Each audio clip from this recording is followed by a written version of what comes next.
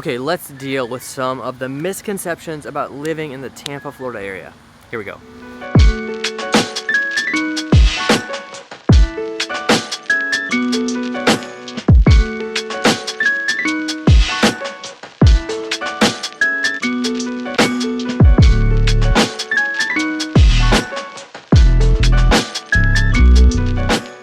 I'm Sam, and thanks for coming by the Living in Tampa channel, where we make these videos for you about what it's like to live and move to Tampa. If that's something you want to follow along with, don't forget to subscribe down below.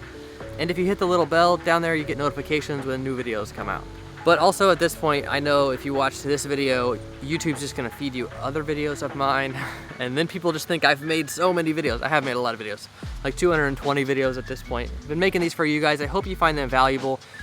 And I know a lot of you find them valuable because you call, text, and email, and that is the goal of this whole thing. As much as we love making these videos, more than that, we want to earn your real estate business. So call, text, or email anytime. We'd be happy to see how we can help. So something I've been talking about lately is like the layers of Tampa. So like beach, city, suburb. Beaches are beautiful, you know, world-ranked beaches. Not just Clearwater Beach, there's natural beaches off the coast like Caudle Island, but then St. Pete Beach down south. Beautiful, beautiful beaches. The downtown of Tampa, the downtown of St. Pete, both very connected to each other, have come a long way in the past 10 years. New pier in St. Pete, new, luxury condos in downtown Tampa, and food and the Riverwalk experience, all those kind of things are super amazing. So that's city. Suburbs.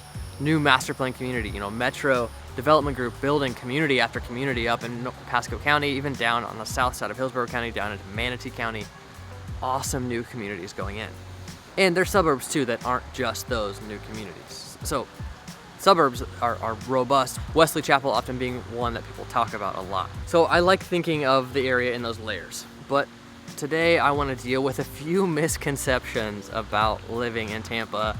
It's just not like you hear. It's not like you imagine, and I want to just add some light on a couple of these things.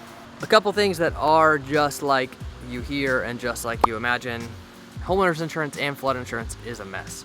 I heard this story recently that there was some law kind of being proposed to make all of Florida a flood zone. What the heck? It's just not true. Now, if there is a big hurricane and it goes over the whole state, a lot of the state might get pretty flooded. But flood zone, I don't know. We'll get into some of the misconceptions about flood zones a little bit later too. Okay, the next thing that is true is that the drivers are really bad. We'll get into traffic. I don't think traffic is actually the problem. I think it's aggressive drivers that are the problem, that are just kind of racing around state highways. Yeah, I get it. People are in a hurry. People have stuff to do. People hate traffic, but it's kind of crazy. And I love being with people that haven't visited the area much and driving them around, seeing them react to how the traffic flows or doesn't flow. It's kind of entertaining to me. Okay, the next thing that is true is that summer is super hot. So right now is the very end of May, and it's kind of breezy, kind of cloudy. Some of those things are nice, but it still feels a bit like a sauna. Now, it's not like unbearable sun that's just burning you, but it is just like this cloud of heat that just makes you sweat. You're gonna sweat a lot. Now, a lot of people clap back at this and say it's not that hot, or what did you expect? Yeah, I expect it to be hot. But the thing is, in the summer, there's less kids at the parks, all these kind of things, because it's so hot. Playgrounds are super hot, the beaches are super hot. All those places are less populated. People are inside in their air conditioning. Of course, if you're inside in your air conditioning, or if you're in your pool that's covered by a net that's diffusing the UV, yeah, it doesn't feel that hot. So it's hot. It's a thing. It's not gonna burn you the same way that the sun in Colorado does when you're at a higher elevation, but it's just gonna comfort you in this cloud of heat. I have a friend that calls this season right now the preheat. It's like, it's not actually that hot yet, but it's just like the oven's preheating right now. Okay, let's get into some of the misconceptions. Number one, alligators. People ask about alligators all the time. People sometimes even ask about crocodiles, and I'm like, we don't live in Australia.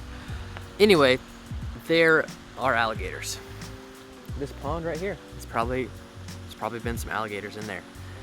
It's not that big of a deal. They really just want to get away from you. They're wild animals. They don't want to come talk to you. Obviously they don't talk. they don't even want like food from you. And that's the biggest problem that happens, is people start feeding these alligators. Then they expect food from people. So don't feed them. Don't let your kids feed them. Like, that's why they're gonna come to you and expect to be satisfied by you. If you don't do that, honestly, they just really avoid you. There's a big one in the lake next to my in-laws' house. You see this video of it, it's just like cruising by. And we've seen babies on this thing.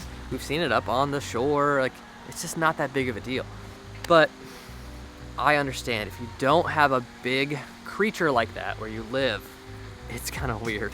When I think of it compared to Colorado, so where we previously lived, it'd be like if I refused to go hiking because I'm scared of bears and mountain lions.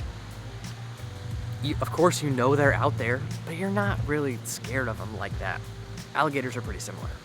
Okay, another misconception, that's true and false. Hurricanes.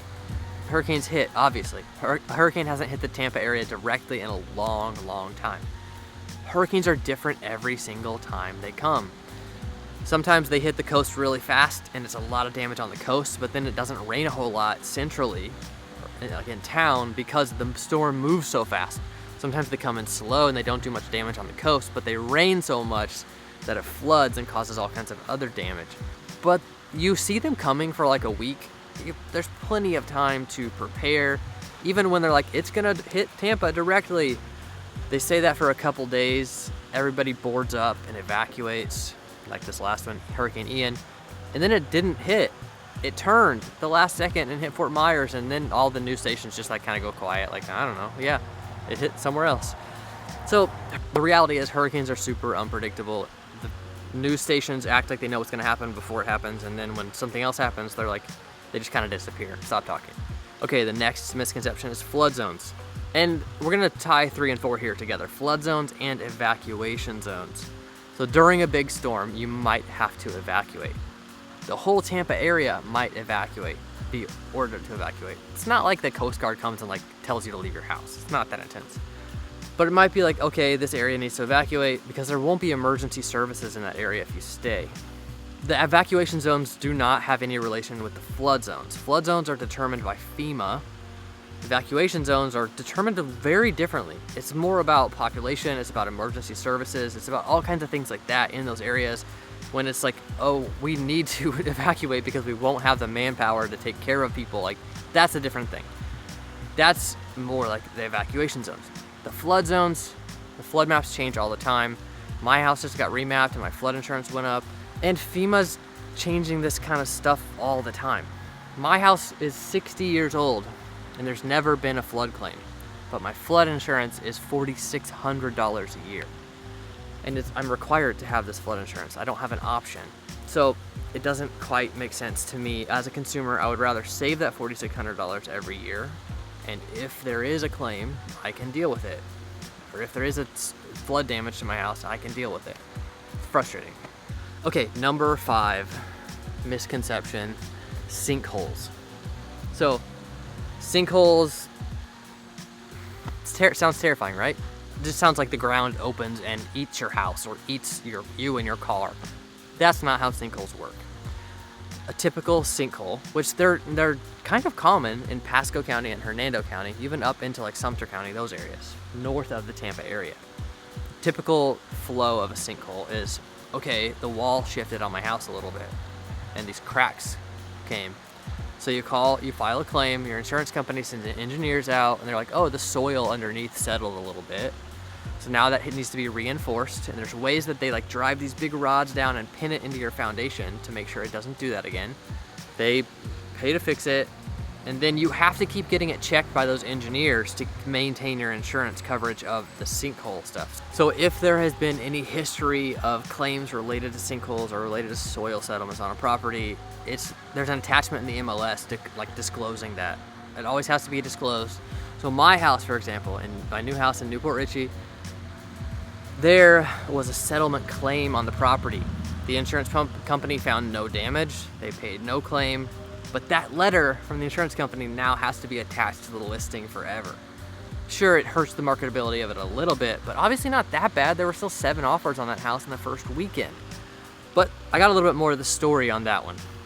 Somebody had some soil settling under their house in that neighborhood. They filed a claim and got paid. That news got around to the neighborhood and everybody else filed claims. So now, like, blanket coverage in that neighborhood, insurance companies don't want to cover sinkhole. Or maybe just specifically State Farm doesn't want to because they dealt with the claims. Anyway, I don't have sinkhole coverage on my house, and I don't really feel the need for it. Okay, number 6, traffic. I told you we would get into this.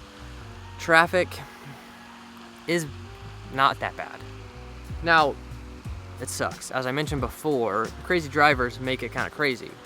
And of course it slows down during commute times, during typical high traffic times. Not that surprising, right?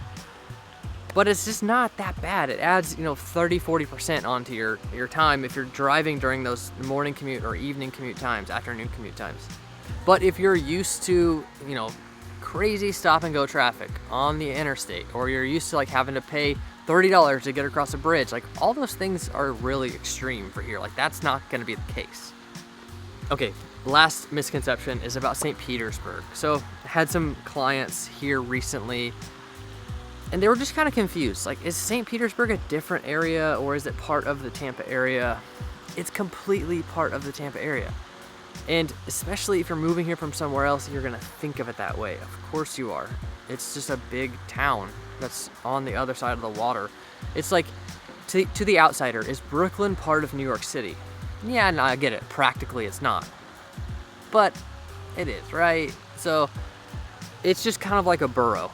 St. Petersburg is kind of like a borough, and it has its own interesting things, its own vibe, its own community. It's super cool. So those are just some of the misconceptions about living in the Tampa, Florida area. I hope I was able to shed some light on them. I hope I was able to answer any questions you may have had about these things. If you have any other questions, I would love to hear from you. Please call, text, or email anytime. I'd love to chat with you about this kind of stuff, and we'd love a chance to earn your real estate business. So call, text, or email anytime. Thanks for coming by.